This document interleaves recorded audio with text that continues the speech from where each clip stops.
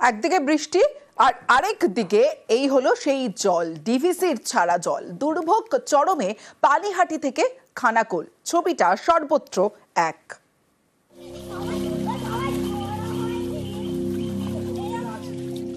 বাড়িতে জল, স্কুলের ভিতরেও জল।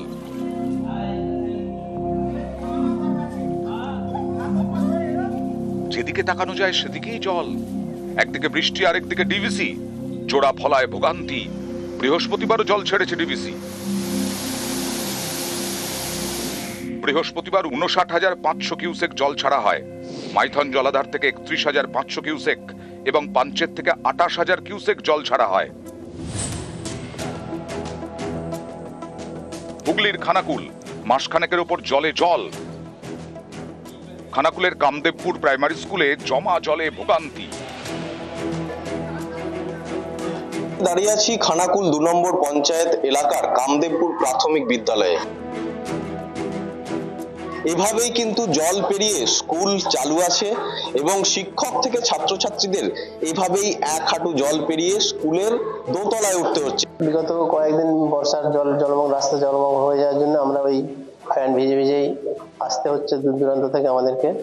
আর ছেলেপুলেদের খুব ঝুঁকি নিয়ে আসছে। সমস্ত ছোটখাটো যে অফিসিয়ালি কাজকর্মগুলো সারতে হচ্ছে। হুগলির সিঙ্গুর, এখানকার দক্ষিণ পাড়া এবং উত্তর পাড়ায় জমা জলে দুর্ভোগ।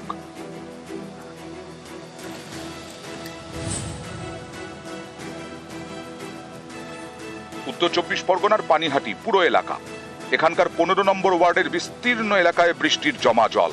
সপ্তাহ দুয়েক ধরে চলছে এই ভোগান্তি। আমাদের জল বেরোনোর কোনো ব্যবস্থা নেই, নিকাশি ব্যবস্থাটাই নেই আমাদের এখানে, যার জন্য চারদিক উঁচু। আমাদের এখানটা মধ্যেখানটা একটা পুকুরের মতো জলটা আটকে থাকে। প্রচন্ড কষ্ট হচ্ছে। প্রত্যেকটা বাড়িতে সিনিয়র সিটিজেন আছে।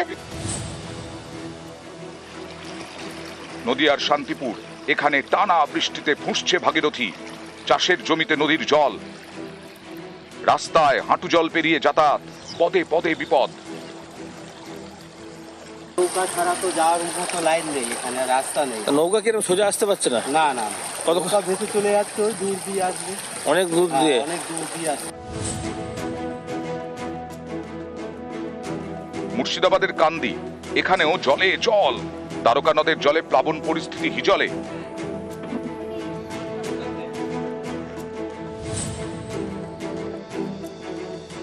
পশ্চিম মেদিনীপুরের ঘাটাল, ১.৫ মাস ধরে প্লাবন পরিস্থিতি।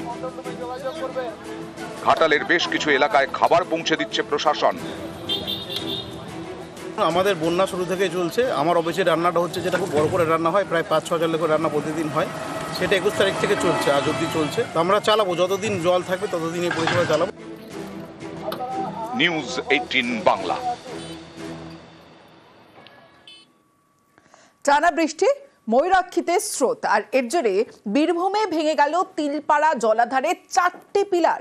কয়েক মাস আগে এই পিলারগুলিতে ফাটল ধরে পড়ে, আর এবার সেগুলি ভাঙলো।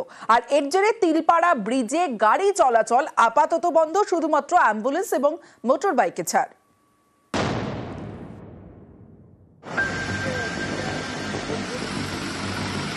নদী ফুঁসছে, ভেঙে গেল তিলপাড়া জলাধারের ৪টে পিলার।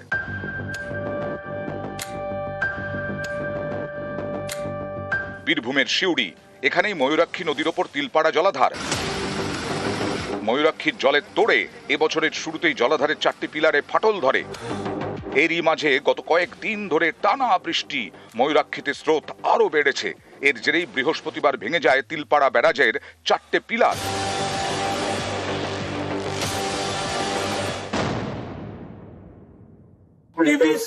স্বেচ্ছাচারী জল ছাড়া একেবারে পশ্চিমবঙ্গকে যেমন পচিয়ে মারার চেষ্টা, তেমনি তিলপাড়া ব্যারাজের উপরে আঘাত হানছে।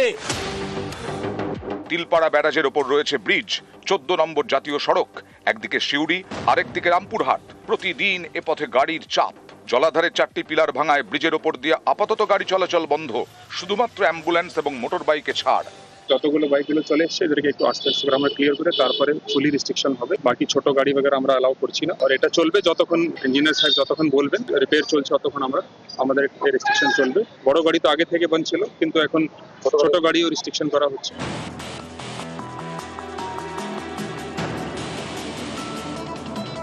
ঝাড়খণ্ডের ত্রিকুট পাহাড় থেকে ময়ূরাক্ষী নদীর উৎপত্তি। এই নদীপথে প্রথমে পড়ে ম্যাসাঞ্জোর জলাধার, তারপর ময়ূরাক্ষীতে মিশেছে ঝাড়খণ্ডের দুটি নদী, একটি কুশকর্ণী আর একটি সিদ্ধেশ্বরী। এর জেরে ময়ূরাক্ষীর ওপর জলের চাপ বাড়ে। কিছুটা এগোতেই পড়ে তিলপাড়া জলাধার। বীরভূমের সিউড়িতে এই জলাধারের 15টি গেট, নদীর দুপাশে রয়েছে 5টি করে আরও 10টি গেট। তিলপাড়া ব্যারাজের যেখানে 15টি গেট, সেখানেই 4টি পিলার ভেঙেছে। এর আঁচ পড়েছে পাশের 10টি গেটেও, যে গেট দিয়ে জল যায় সেচের জন্য। আমরা সেই দিক দিয়ে তাকিয়ে ব্যারেজটাকে তাড়াতাড়ি রিপেয়ার করার চেষ্টা করছি।